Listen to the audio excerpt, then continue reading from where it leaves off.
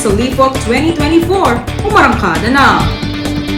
Mga estudyante mula sa College of Liberal Arts and Education nagtipon-tipon sa General Assembly. Student leaders ng LPU Cavite kinilala. Isang mapagpugay na araw, Lyceans. Hazel Macarubot, taus-pusong humaharap sa inyo upang maghatid ng katotohanan. Sa pagsisimula ng akademikong taon mula 2024 hanggang 2025, mga kaganapan sa Lyceum of the Philippines University Cavite ay tunay ngang dumarami. Tunghaya ng mga balitang hatid ng Lyceum TV News ngayong katapusan ng Setyembre.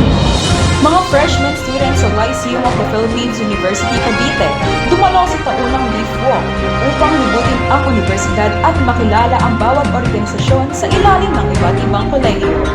Para sa karagdagang impormasyon, narito si Jen Escobar nagbabalita. Jen? Nitong nakaraang August 28, 2024, alas 8 ng umaga, opisyal na ginanap ang taunang LIFOC sa LPU Cavite na pinamula ng License Go Officers at Lyceum of the Philippines University Cavite Dance Company o LCDC.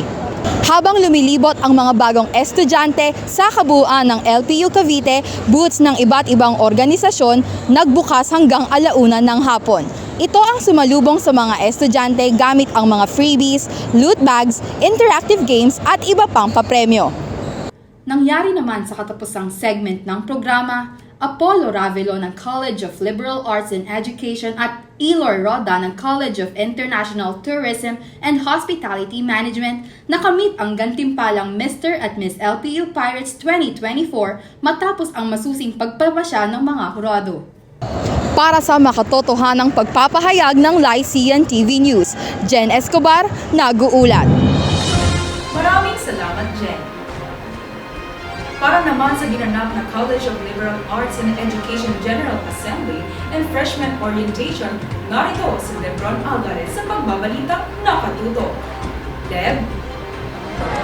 Lyceans! Live and alive here tayo sa LPU Cavite Auditorium para ganapin ang College of Liberal Arts and Education, Freshman Orientation, and General Assembly.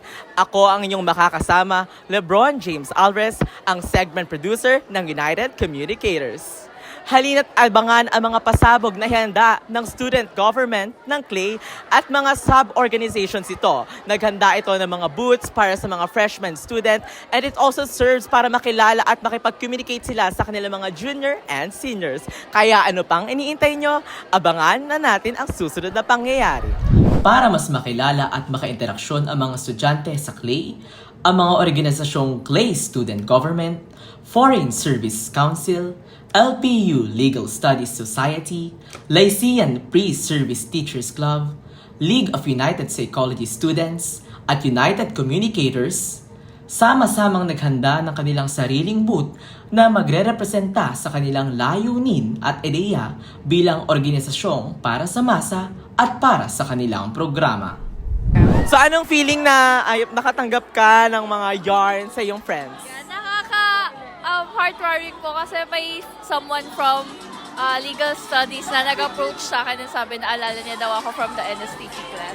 Sino yun ate? Sino nagbigay na yon? Ako yung kuya, ayan yun. Ay siya. Ay ikaw na naman kuya, binigyan mo daw siya ng yarn. Yes po, syempre, classmate ko to sa NSDP.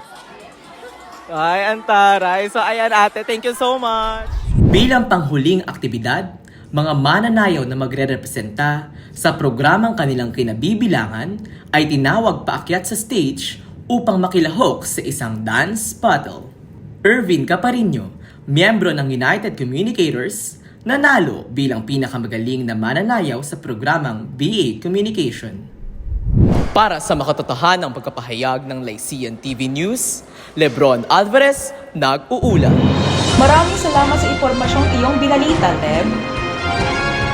Atin namang alamin ang pangyayari sa Induction of Officers Ceremony na dinaluhan ng mga hinirang na bagong mga opisyal at representatibo ng bawat organisasyon sa Lyceum of the Philippines University Cavite. Mula sa balitang hatid ni CK Elizario. CK?